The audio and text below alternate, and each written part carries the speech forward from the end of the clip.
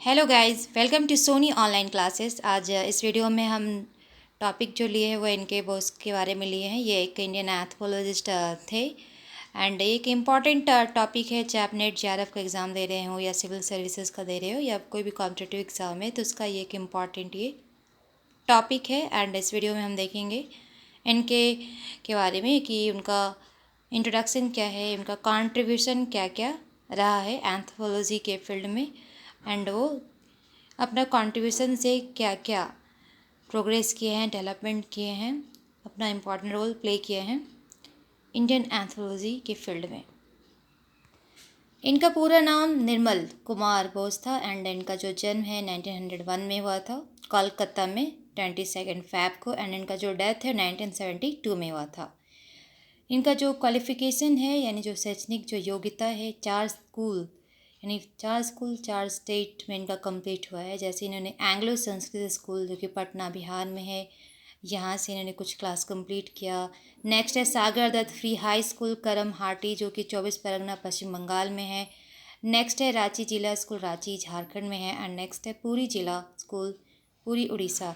तो ये 4 स्टेट्स में इनका स्कूलिंग कंप्लीट हुआ है। इन्होंने 10th 1917 में कंप्लीट किया था एंड उसके बाद इंटरमीडिएट इन्होंने 1919 में कंप्लीट किया एंड उसके बाद ग्रेजुएशन 1921 में एंड फिर पीजी 1925 इसमें इन्होंने कंप्लीट किया था। 1929 से 30 तक इनकी जो नियुक्ति है कलकत्ता विश्वविद्यालय के मानव विज्ञान विभाग में रिसर्च फेलो के रूप में हुआ था। लेकिन ये महात्मा गांधी के नमक आंदोलन से इतना प्रभावित हुए कि इसमें भाग लेने के लिए अपने इस पद का उन्होंने क्या किया, परित्याग कर दिया। 1938 ईस्वी में इनकी पुनः नियुक्ति कलकत्ता विश्वविद्यालय के मानव विज्ञान विभाग में सहायक मानवशास्त्री के रूप में हुई।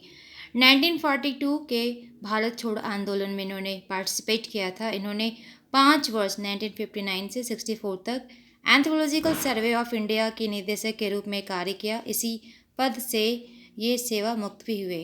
इन्हें क्या क्या पुरस्कार मिले थे, जैसे मानवशास्त्र में विशिष्ट योगदान के लिए इनको रॉयल सोसाइटी ऑफ बंगाल द्वारा अंदेल स्वर्ण पदक प्रदान किया गया था। नेक्स्ट है भारत के प्रथम राष्ट्रपति के कर कमलो से इन्हें 1946 में पद्मश्री पुरस्कार से सम्मानित किया गया। एंड नेक्स्ट ये 1949 में अखिल भारतीय विज्ञान कांग्रेस की मानवशास्त्रीय एवं पुरातत्व शास्त्रीय शाखा के अध्यक्ष भी रह चुके थे। इन्होंने एक सामाजिक कार्यकर्ता के रूप में खूब नाम अर्जित किए। 1951 से मृत्यु तक मैन इन इंडिया नामक शोध पत्रिका के ये संपादक थे। एंथ्रोपोलॉजी के फील्ड में इनका बहुत ही ज़्यादा कंट्रीब्यूशन रहा है, योगदान रहा है, जैसे सांस्कृतिक मानवशास्त्र में योगदान, नेक्स्ट जाति व्यवस्था के अध्ययन में योगदान, नेक्स्ट जनजाति अध्ययन में योगदान, नेक्स्ट भारतीय सभ्यता के अध्ययन में योगदान, राष्ट्रीय अखंडता के अध्ययन में योगदान, गांधीवाद पर योगदान, प्रागैतिहासिक पुरातत्व शास्त्र में योगदान, नगरीय मानवशास्त्र में योगदान। जितने भी एंथ्रोपोलॉजिस्ट हैं ये अकेले ऐसे एंथ्रोपोलॉजिस्ट थे इनके वो जो महात्मा गांधी से काफ़ी प्रभावित थे, महात्मा गांधी जी को ये अपना आइडियल मानते थे। जो इनका कंट्रीब्यूशन है सांस्कृतिक मानवशास्त्र में योगदान, इनके उसकी पुस्तक कल्चरल एंथ्रोपोलॉजी के सांस्कृतिक मानवशास्त्र में एक महत्वपूर्ण योगदान माना जाता है। फ्रांस बॉज के समय इनका माना था कि भाषा, प्रजाति एवं संस्कृति स्वतंत्र होते हुए भी ऐतिहासिक दृष्टि से एक दूसरे से क्या होते हैं, वो रिलेटेड होते हैं। इनके अनुसार किसी भी संस्कृति में 4 प्रकार के व्यवहार प्रतिमान देखे जा सकते हैं, जैसे वस्तु, क्रिया, संहति एंड तत्व। नेक्स्ट जो इनका कंट्रीब्यूशन था जाति व्यवस्था के अध्ययन में योगदान। जाति व्यवस्था के अध्ययन में इनका अनोखा योगदान रहा है। अपने शोध पत्र Hindu methods of tribal absorption जो कि 1941 में पब्लिश हुई थी, इन्होंने जनजातियों के मध्य जाति बनने की प्रक्रिया का उल्लेख किया है। इन्होंने दर्शाया है कि जनजातीय हिंदू जातियों के संपर्क में रहने के कारण जातीय गुण अपना लिए हैं, इनका व्यवहार जातियों के समान हो गया है। कई जनजातियाँ खुलेआम अपने आप को जाति कहने लगी हैं। इस प्रकार जनजातियों का हिंदू जाति में समावेश हो गया है। इनका मानना था कि जाति व्यवस्था में संरचनात्मक परिवर्तन गुणात्मक परिवर्तन द्वारा लाया जा सकता है। अर्थव्यवस्था में परिवर्तन के कारण जाति व्यवस्था में भी परिवर्तन हुआ है। इन्होंने अपने अध्ययन में यह दर्शाने का प्रयास किया कि किस प्रकार नगर में जाति व्यवस्था कार्य करती है। शहर में विभिन्न मानव जाति समूहों का बना रहना उसी प्रकार का संबंध दर्शाता है जिस प्रकार का संबंध भारतीय ग्रामों में अपने जाति, भाषा और क्षेत्र के लोगों के पास जाते हैं। इस प्रकार शहर में भी जाति, भाषा, धर्म, क्षेत्र इत्यादि के आधार पर संबंध देखे जाते हैं। आपने जाति व्यवस्था को बनाए रखने में मंदिर, मठ, राजा इत्यादि की भूमिका का भी उल्लेख किया है। नेक्स्ट जो इनका कंट्रीब्यूशन था, जनजाति अध्ययन में योगदान।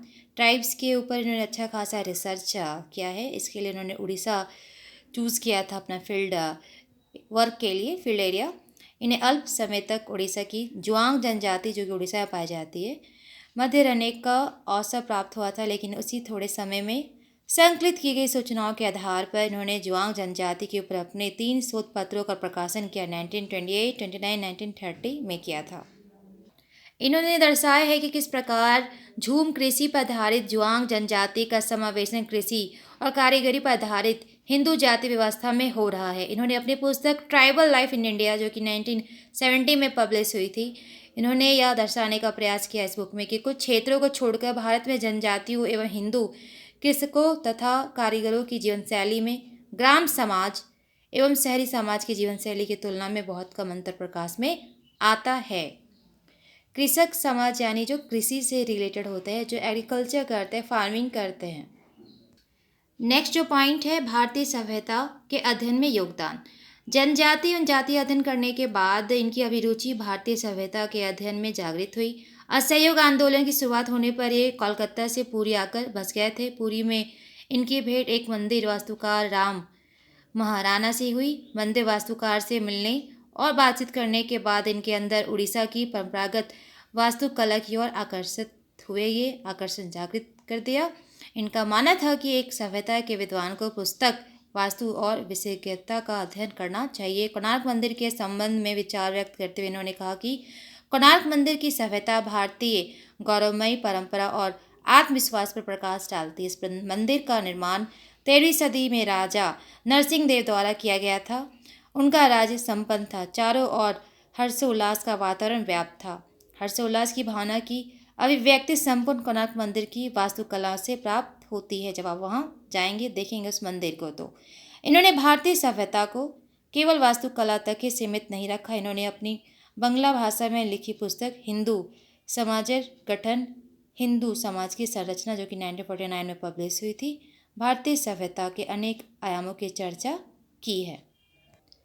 जैसे जनजातियों का हिंदू समाज में समावेशन, ग्राम समुदायों की आत्मनिर्भरता, उनका नातेदारी संबंध, ग्राम समुदायों का मेला, तीर्थ स्थलों और नगरों से संबंध, धार्मिक एवं लौकिक जीवन, जाति की अर्थव्यवस्था, मुगलकालीन तथा ब्रिटिशकालीन सामाजिक आंदोलन।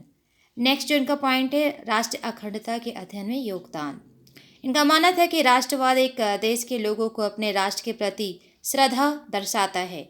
यह एक देशवासियों की विचारधारा है जो उन्हें एक सूत्र में बांधे रहती है। एक देश के लोग कई क्षेत्र, भाषा, संस्कृति, धर्म इत्यादि में विभाजित होते हैं, लेकिन उनमें देश के प्रति जो भावना होती है, देशभक्ति की जो भावना होती है, सबसे ऊपर होती है। लेकिन अभाग्यवश जातिवाद, प्रजातिवाद, क्षेत्रवाद एवं संप्रदायवाद के कारण राष्ट्रवाद कमजोर होता जा रहा है। राष्ट्रवाद को बढ़ावा देने के लिए जातिवाद, प्रजातिवाद, लिंगवाद, भाषावाद, नस्लवाद, क्षेत्रवाद पर अंकुश लगाना होगा, अथवा ऐसी व्यवस्था बनानी होगी जिससे लोगों के बीच घृणा उत्पन्न ना हो, नफरत उत्पन्न ना हो। नेक्स्ट जो इनका कॉन्ट्रीब्यूशन था, गांधीवाद के ऊपर।